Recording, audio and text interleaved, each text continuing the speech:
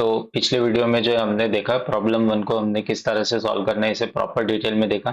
लेकिन एक्चुअली कुछ ओबीएस के रिकॉर्डिंग की वजह से कुछ ग्लिच हुआ जिसकी वजह से उसमें साउंड रिकॉर्ड नहीं हो पाया। तो उसमें थोड़ा सा एक वॉइस ओवर में जो दे दूंगा जिसकी वजह से जो भी आपको समझने में आपको जो है आसानी होगी एक्चुअली। लेकिन सिर्फ उसमें जो है साउंड अगर देखें तो मोस्ट इम्पोर्टेंट जो साउंड की ज़्यादा वैल्यू जो थी वो सिर्फ ग्राफ में थी, ठीक है। क्योंकि ग्राफ में जो शेडेड रीजन फाइंड करना था, वो शेडेड रीजन जो है बहुत ही कंफ्यूजिंग था फाइंड करना, और उसे मैंने बहुत ही डिटेल में एक्सप्लेन किया। बट अनफॉर्चुनेटली वहाँ पर जो है वॉइस जो है प्रॉपरली साउंड रिकॉर्ड नहीं हो पाया। तो इस बात के लिए थोड़ा सा मैं हम जो है एक फिर से एक बार वो वीडियो एज इट इज अभी अपलोडेड है, लेकिन उसे जो है उसमें वॉइस ओवर में जल्दी दूंगा उस वीडियो में। तो थोड़ी सी एक ओवरलैप होगी, उसमें थोड़ा सा प्रॉब्लम होगा, लेकिन हम जो है कवर करेंगे क्योंकि उसमें बहुत ही डिटेल में मैंने एक्सप्लेन किया है। व्हेन जब कॉम्प्लिकेटेड ये इस तरह से फोर इक्वेशन जब आ जाते हैं तो हमें उन्हें किस तरह से डील करना है। तो उसे एक बार फिर से वीडियो बनाना मुझे नहीं लगता कि वो अ, ठीक रहेगा, क्योंकि उसे मैंने बहुत अच्छे से डिटेल में एक्सप्लेन किया है। लेकिन अब हम जो है इस क्वेश्चन के आज के जो वीडियो है जी, आज के वीडियो में अगर हम देखें तो इम्पोर्टेंट है ये प्रॉब्लम टू, जो कि मल्टीपल सॉल्यूशन आएंगे इसके, ठीक है। तो आइए देखते हैं किस तरह से इसकी मल्टीपल सॉल्यूशंस आएंगे। तो क्या दिया गया है, प्रॉब्लम टू, ठीक है। प्रॉब्लम टू सॉल्यूशन, इसका सॉल्यूशन हम जो है निकालेंगे, ठीक है। तो आपको जो कि स्टेटमेंट पता ही होगा कि हमें क्या करते हैं, ये जो इन इक्वेशंस है इन्हें convert to the given inequations, given inequations, given inequalities into equalities, ठीक है। तो आपको क्लास में क्या लिखाया गया है, इनइक्वालिटीज लिखवाया गया है या फिर इन इक्वेशन लिखवाया गया है, तो इस चीज का आपको ध्यान रखना है, ठीक है। तो एज इट इज जो भी आपको क्लास में दिया गया है उसे as it is word to word follow करना है, इस चीज का आपको ध्यान रखना है, ठीक है ना। तो इसकी वजह से हम क्या होगा कि ये जो गिवन इनइक्वालिटीज है, इनइक्वालिटीज मतलब ये जब ये साइन इस तरह से हो तो इन्हें जो है हम कहते हैं equations are in inequalities form. तो इसे जब हम इक्वालिटी में कन्वर्ट करेंगे तो ये जो है इस तरह से हमारे पास बनकर आ जाएगी equations, x1 20x2 is equals to 40 and again x1 minus 4x2 is equals to 4। और यहाँ पर ये जो है हमारे नॉन नेगेटिविटी कांस्टेंट ये क्या शो करते हैं कि x1 और x2 वेरिएबल की वैल्यू जो है जीरो हो गई या जीरो से बड़ी। तो ये हमारे सामने इक्वेशन वन आ गई, ये हमारे साथ इक्वेशन टू आ गई, ठीक है। Now consider equation one, consider equation one, ये थी हमारी ऊपर जो थी हमारी स्टेप वन थी। अब हमारी स्टेप टू होती है कि जो भी गिवन इक्वेशंस है उनके हमें जो है कोऑर्डिनेट्स को फाइंड करना है। तो 12x1 प्लस 20x2 ये जो है हमारी फर्स्ट फर्स्ट इक्वेशन है, ठीक है ना। अब ये फर्स्ट इक्वेशन है, ठीक है, ये इक्वेशन तो मैंने एज इट इज लिख दी। लेकिन ये इक्वेशन जो है, अब इसे अगर आप चाहे तो इसे सिंपल फॉर्म में भी कन्वर्ट कर सकते हैं। मतलब ये जो नंबर्स है बड़े बड़े नंबर, जैसे x1 का कोफिशिएंट 12 है, x2 का कोफिशिएंट 20 है, तो इन्हें जो है शॉर्ट नंबर मतलब इनसे कॉमन नंबर निकाल कर इन्हें आप जो है छोटे सिंपलर फॉर्म में लेकर जा सकते हैं। जैसे कि 12 और 20 का अगर मैं देखूँ तो 12 एंड 20 का एक कॉमन फैक्टर कौन सा है, तो मुझे कॉमन फैक्टर अगर देखे तो सिर्फ 4 ही दिखा है, ठीक है। तो मैंने ये इक्वेशन में से मतलब 12 और ये 20 से ये दोनों वेरिएबल से 4 को कॉमन निकाला, तो यहाँ पर 3x1 आ गया। और ये 20 से जब मैंने 4 निकाला तो यहाँ पर 5x आ गया, क्योंकि 4 मल्टीप्लाइड बाय 5 क्या होता है, 20 होता है, ठीक है। इस तरह से मेरी इक्वेशन बन के आ गई। तो x1 प्लस 5x2 ये एज इट इज रहेगा।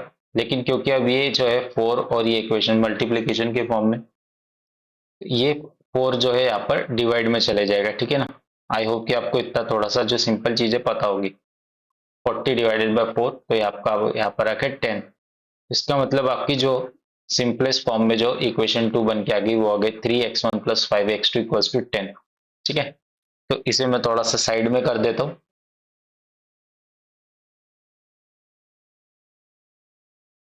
ठीक है। इस तरह से जो है, अगर सपोज आप एक सिंपलेस्ट फॉर्म में अगर इक्वेशन को लेके जा रहे हो, अगर आप सिंपलेस्ट फॉर्म में इस तरह से इक्वेशन लेके जा रहे हो, तो इस तरह से आपको जो है प्रॉपर उसे शो करना है। जो भी आपका सॉल्यूशन होगा उसमें आपको ये शो करना है, अदरवाइज आपको आपके मार्क्स इसके बेसिस पर भी कट किए जा सकते हैं।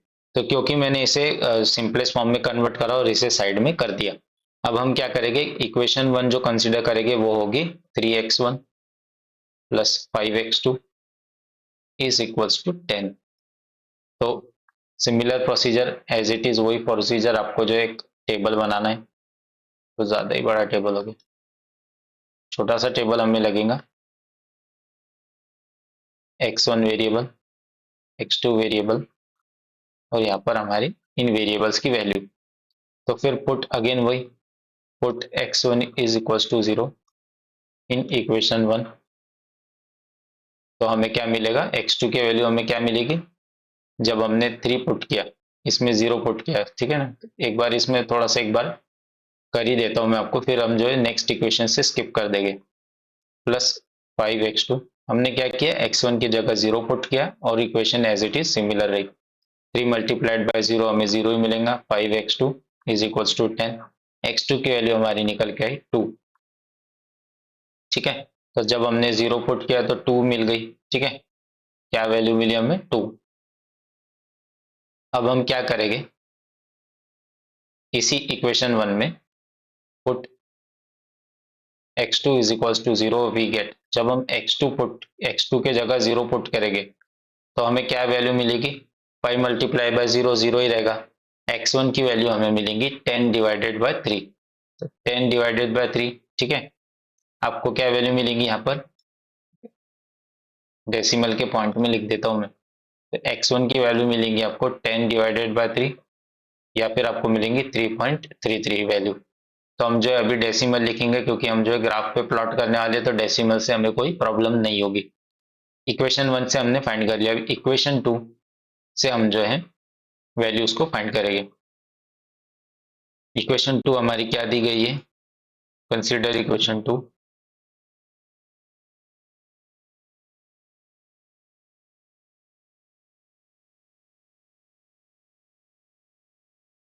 x1 माइनस 4x2 क्या दी गई है, पूरी इक्वेशन इज इक्वल्स टू 4, ठीक है।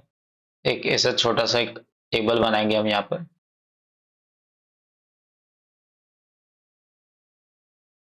x1 वैल्यू यहाँ पर, x2 वैल्यू की वैल्यू। तो जब आप यहाँ पर put x1 is equals to 0, जब आप x1 की जगह 0 पुट करेंगे तो आपको क्या मिलेगा, 0 minus 4x2 is equals to 4, minus 4x2 is equals to 4x2, ये डिवाइड में चला गया, माइनस 4, ये 4 और ये माइनस 4 इसके नीचे गया, तो डिवाइड हुआ एक दूसरे से, तो 4 मल्टीप्लाई बाय 1 4 होता है। तो यहाँ पर आपको x2 की वैल्यू मिली -1, x2 की वैल्यू यहाँ पर आपको क्या मिली, -1, ठीक है। तो इस तरह से जो आपकी माइनस में वैल्यू आ रही, इन चीज का आपको प्रॉपरली ध्यान रखना है, ठीक है ना। अब हमने इसमें 0 पुट किया था, लेकिन ये साइन, ये अगर 0 हो जाता है यहाँ पर, ठीक है, x1 आपका वेरिएबल अगर 0 हो जाता है, तो इसका मतलब ये नहीं है कि ये जो यहाँ पर x2 से लगी हुई जो माइनस वैल्यू है ये भी जो है हट जाए। ये माइनस वैल्यू जो है x2 वेरिएबल पर लगी है, ठीक है ना, माइनस वैल्यू, तो इस चीज का आपको ध्यान रखना है। अब ये अगर हम देखें, अगर इसे अगर हम थोड़ा सा और डिटेल में देखें इस वेरिएबल को, तो ये वेरिएबल किस फॉर्म में है, -4 मल्टीप्लाइड बाय x2। अभी अगर मल्टीप्लाई के फॉर्म में, तो ये अगर राइट साइड में जाएगा तो ये क्या हो जाएगा, कौन सी फॉर्म में, डिवाइड में चले जाएगा। तो ये जो है, ये 4 वैल्यू जो है यहाँ पर इसके नीचे चली गई, और ये माइनस जो था इसके साथ चले गया, ठीक है, इस तरह से माइनस ये इसके साथ में चले गया। तो ये 4 जो है 4 से डिवाइड हुआ है, तो 4 इंटू 1, 4 मल्टीप्लाइड बाय 1 हमें क्या मिलता है, 4।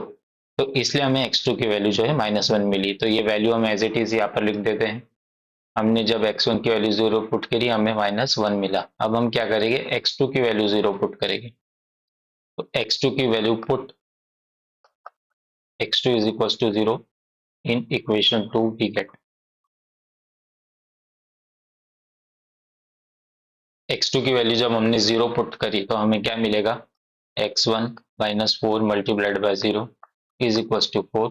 इसका मतलब x1 की वैल्यू हमें यहाँ पर क्या मिली, 4 मिली। x1 की वैल्यू हमें मिली यहाँ पर 4। ठीक है, एज इट इज पॉइंट्स का यूज करेंगे, इसका मतलब हमारे इक्वेशन 2 से हमें क्या कोऑर्डिनेट्स मिले, इक्वेशन 2 से हमें क्या कोऑर्डिनेट मिले, सी कोऑर्डिनेट मिला जिसकी वैल्यू है 0 -1, डी कोऑर्डिनेट मिला जिसकी वैल्यू 4 0। उसी तरह इक्वेशन 1 के अगर हम कोऑर्डिनेट्स देखें, ए कोऑर्डिनेट की वैल्यू हमें यहाँ पर क्या मिली, ऊपर इक्वेशन में देखेंगे 0 2,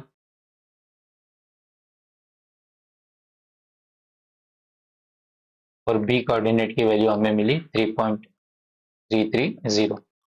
अब इन कोऑर्डिनेट को एज इट इज हम जो है ग्राफ पर प्लॉट कर देंगे। तो आइए जो इसे इनका प्लॉटिंग का काम हम जो है शुरू करते हैं। कोऑर्डिनेट्स भी हमारे पास अवेलेबल है। अब कोऑर्डिनेट्स की वैल्यू अगर हम देखें तो 4 से ज्यादा नहीं है, तो ग्राफ हमें बहुत ज्यादा बड़े बनाने की कोई जरूरत नहीं है। ठीक है, सच बहुत ज्यादा बड़ा कॉम्प्लिकेटेड ग्राफ बनाने की जरूरत नहीं है। छोटे से कोऑर्डिनेट्स की वैल्यू शॉर्ट है, इसका मतलब ग्राफ बहुत ज्यादा बड़ा बनेगा नहीं। तो ठीक है, छोटे से ग्राफ में काम हो जाएगा हमारा। ये है हमारा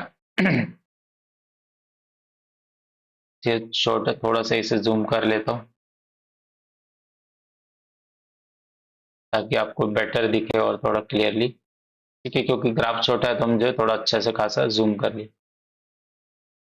अगेन उसी तरह ये आपका जो है सेंटर पॉइंट है, या कह सकते हैं ओरिजिन पॉइंट। ओरिजिन पॉइंट यहाँ पर, ठीक है, this is your origin point. फिर यहाँ 1 2 3 4 5 6, इनफ है इतना। सीधा रहा ये 1 2 3 4 5 6 7 8 9 10। ठीक है, तो ये है आपकी वाई एक्सिस। लेकिन क्वेश्चन के हिसाब से देखें तो ये जो है x2 वेरिएबल दिया गया है इसे यहाँ पर वाई एक्सिस की जगह। ये है आपकी x एक्सिस, लेकिन क्वेश्चन के हिसाब से इसे क्या कंसीडर करेंगे, x1 एक्सिस। ठीक है, x एक्सिस, लेकिन वेरिएबल क्या लिखा गया है, x1। तो कंफ्यूजन ना हो इसलिए मैं थोड़ा सा यहाँ पर नोट कर दिया है। अब हम जो कोऑर्डिनेट्स को देखेंगे, कोऑर्डिनेट्स क्या कह रहे हैं हमें। ब्लैक पेन से इक्वेशन 1 को जो है ब्लैक पेन से शो करूंगा मैं। तो कोऑर्डिनेट 1 क्या है, 0 2। सबसे पहला कोऑर्डिनेट है 0 2, मतलब x एक्सिस पे उसकी वैल्यू है 0 और y एक्सिस पे उसकी वैल्यू क्या है, 2। तो ये कोऑर्डिनेट यहाँ पर नहीं आएगा, यहाँ पर आएगा, जिसकी x एक्सिस पे वैल्यू है 0, y कोऑर्डिनेट पे वैल्यू है 2। ये आपका a कोऑर्डिनेट। उसी तरह b कोऑर्डिनेट अगर हम देखें तो क्या है, b 3.3। ठीक है, x एक्सिस पे उसकी वैल्यू है 3.33। इसे थोड़ा जूम करके आपको शो करता हूं मैं। तो ये 3.33 आपका कहाँ पर आएगा, ठीक है, 3.33 आपका यहाँ पर,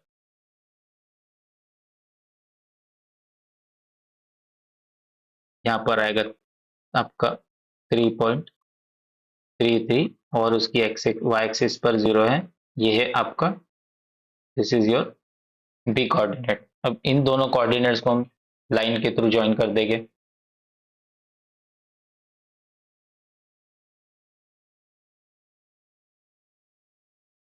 एक स्ट्रेट लाइन के थ्रू इन्हें ज्वाइन कर देंगे। ठीक है, ये है आपके इक्वेशन 1 के कोऑर्डिनेट्स। इसी तरह इक्वेशन 2 के कोऑर्डिनेट्स भी देख लेते हैं, 0 -1 एंड 4 0। कौन से कोऑर्डिनेट, इक्वेशन 2 के कोऑर्डिनेट 0 -1 है और 4 0, सी डी। ठीक है, 0 -1 मतलब ग्राफ हमें माइनस में लेके जाना ही पड़ेगा। ठीक है, तो ये माइनस में इस तरह से क्या है, ये पॉइंट यहाँ पर आएगा -1, ये पॉइंट यहाँ पर आएगा -2। इस तरह से माइनस में ग्राफ जाएगा, लेकिन यहाँ पर पॉइंट जी दिया गया है, एक्स एक्सिस पर 0 है और वाई एक्सिस पर -1 है, इसलिए हमने जो है वर्टिकल लाइन को एक्सटेंड किया, क्योंकि वाई एक्सिस पर ये -1 है। तो यहाँ पर ये पॉइंट आपको मिल गया सी 0 -1। वैसे ही डी पॉइंट आपको मिलेगा एक्स एक्सिस पे इसकी वैल्यू 4। ठीक है, ये 340, इसे दो लाइन से कनेक्ट करेंगे।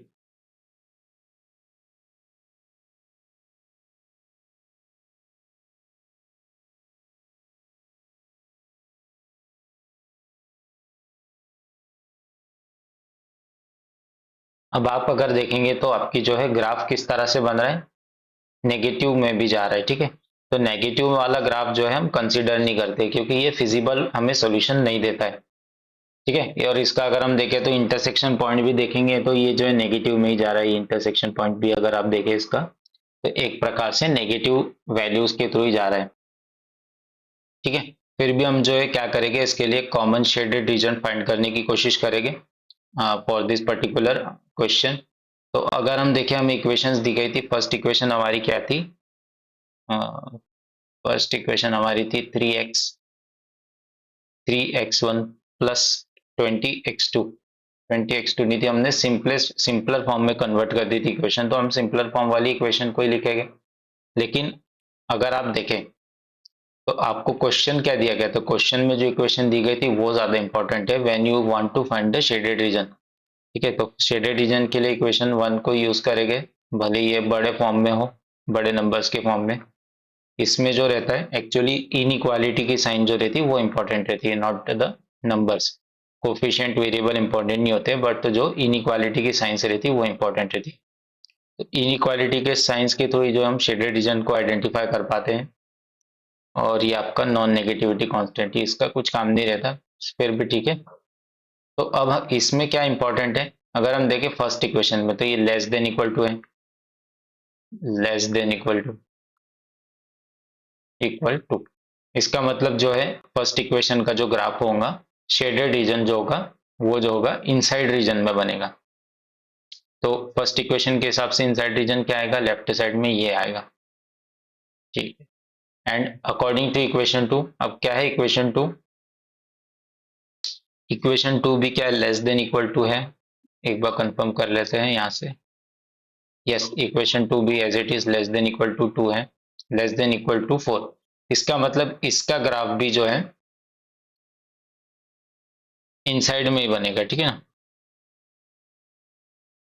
इसका ग्राफ भी जो है, एक बार फिर से साइंस को देख लेता हूँ मैं, less than equal to inside में ही बनेगा, ठीक है ना। तो लेकिन क्योंकि ये माइनस में जा रहा है तो हम माइनस वाला जो है माइनस में कंसीडर नहीं करते, ठीक है ना। तो हमारे लिए कॉमन रीजन क्या बन के आ रहा है इस क्वेश्चन के लिए, वो है ये, थोड़ा सा इसे मैं जो है डार्क कर देता हूँ। तो हमारे लिए कॉमन रीजन क्या बन के आ रहा है दोनों इक्वेशन के हिसाब से, सिर्फ यही है कॉमन रीजन, ठीक है। This is the common region for this according to the equation. तो कॉमन रीजन हमारा यही आ रहा है। अब क्योंकि हमने नीचे का कंसीडर इसलिए नहीं किया क्योंकि ये नेगेटिव वाला कंसीडर नहीं होता है, ठीक है ना। और ऑलरेडी हमें कंडीशन दी गई है कि नॉन नेगेटिविटी कांस्टेंट ये दिया गया है, तो इस चीज का भी आपको ध्यान रखना है, नॉन नेगेटिविटी कांस्टेंट का। जब भी हमारा ग्राफ अगर नेगेटिव में जाता है इस तरह से, कोई भी ग्राफ मतलब कोई भी इक्वेशन नेगेटिव में जाता है, नेगेटिव वैल्यूज में, तो हमें उसे कंसीडर नहीं करना है। तो अब हमारे यहाँ पर जो है कॉमन रीजन या कह सकते हैं शेडेड रीजन ये आ गया, और इसके कॉर्नर पॉइंट्स क्या है, तो इसके कॉर्नर पॉइंट्स हमारे अगर हम देखें, कॉर्नर पॉइंट्स है ए, थोड़ा स्पेस ले लेता हूँ मैं ताकि हम कॉर्नर पॉइंट्स लिख पाए। तो कॉर्नर पॉइंट्स हमारे यहाँ पर निकल के आए,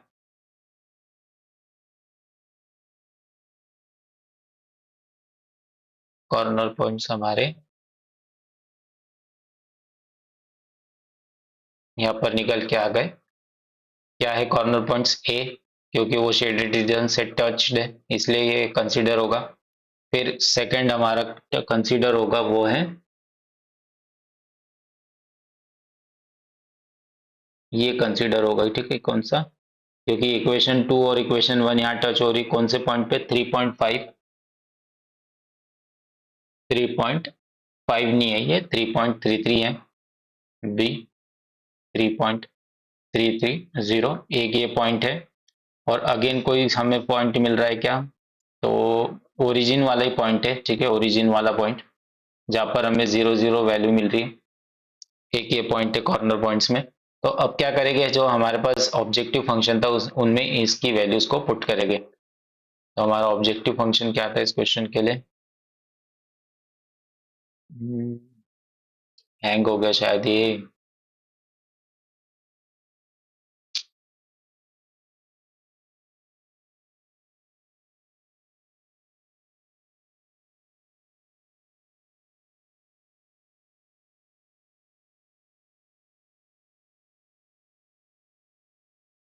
जस्ट ए मिनट, थोड़ा सा सिस्टम हैंग हो गया। ठीक है, इसका हम क्या अब हम जो है इसका ऑप्टिमम सॉल्यूशन फाइंड करने की कोशिश करेंगे। तो टू फाइंड ऑप्टिमम सॉल्यूशन, तो हमारे पास ऑब्जेक्टिव फंक्शन क्या है? Optimum solution.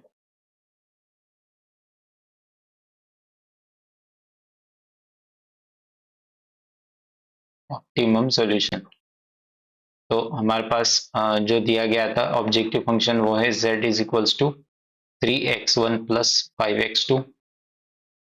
इसका मतलब हमें ये जो कोऑर्डिनेट पॉइंट्स है वो रखने हैं Z A, Z B and Z O. Z A जब हम रखेंगे तो 3 × 0 + 5 2, ये हमें मिलेगा 10। उसी तरह बी पॉइंट अगर हम रखेंगे तो 3 × 3.33।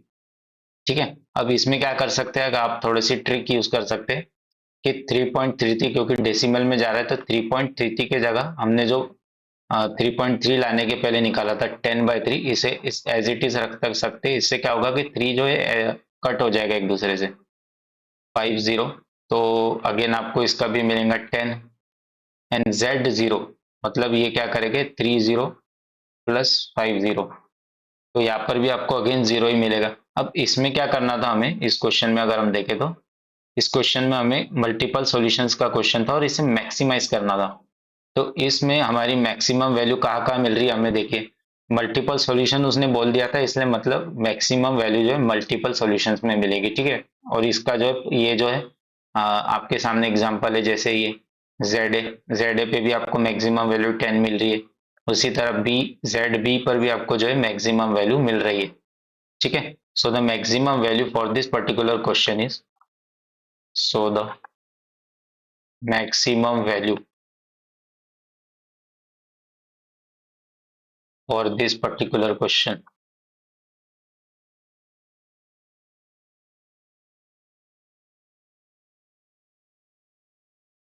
is 10, which we got from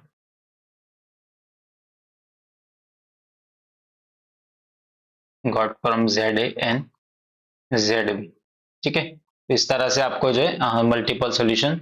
so this shows that this is the, क्या लिख सकते हैं हम, so this shows that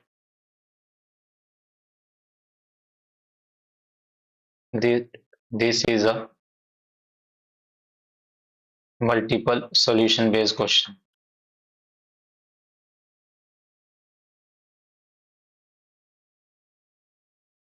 multiple solution based question. ठीक है, तो इसमें भी बहुत तरह के टाइप्स होते हैं। ठीक है, जैसे हमने यहाँ पर देखा मल्टीपल सॉल्यूशन वाला ग्राफिकल मेथड के थ्रू ही। उसी तरह नो सॉल्यूशन बेस्ड भी होता है, नो सॉल्यूशन और सिंगल सॉल्यूशन। तो मुझे जहां तक आइडिया है, सपोज आपको क्लास में ये करवा दिया होगा एंड नो सॉल्यूशन पे बेस्ड अगर आपके पास कोई क्वेश्चन होगा तो आप जो है मुझे कमेंट सेक्शन में जो है डाल सकते हैं। तो उसके उसके बेसिस पर मैं जो है एक नो सॉल्यूशन वाला जो है उसके वीडियो आपको रिलेटेड बना के दे दूंगा। तो इस क्वेश्चन जो आई होप कि आपको समझ में आ गया होगा। अगर आप चाहे तो इसका स्क्रीनशॉट ले सकते हैं। थोड़ा सा मैं इसको स्क्रीनशॉट लेने लायक बना देता हूँ, तो इसका आप स्क्रीनशॉट ले सकते हैं। ये हमने जो है प्रॉब्लम नंबर 2 मल्टीपल सॉल्यूशन वाला सॉल्व किया है। स्टेप 1 आपका जो इसमें कवर हो जा रहा है स्क्रीनशॉट में, स्टेप 2 50% कवर हो जा रही है, सेकेंड स्क्रीनशॉट में आपकी कंप्लीट स्टेप 2 कवर हो जाएगी। ठीक है, ठीक है, स्क्रीनशॉट ले लीजिए। फिर आपका ये जो है मल्टीपल सॉल्यूशन ऑप्टिमम सॉल्यूशन जो निकल के आ रहा है मैक्सिमम वैल्यू, इसका स्क्रीनशॉट ले लीजिए आप। और अगर आप चाहे तो इस ग्राफ का भी ले सकते हैं, इसे मैं थोड़ा सा जूम कर देता हूँ। ठीक है, I think this is properly visible now. तो इस वीडियो के लिए बस इतना ही था। अगर आपने इस वीडियो को लाइक नहीं किया है तो लाइक कर दीजिए, चैनल को शेयर और सब्सक्राइब जरूर कर दीजिए। Thank you.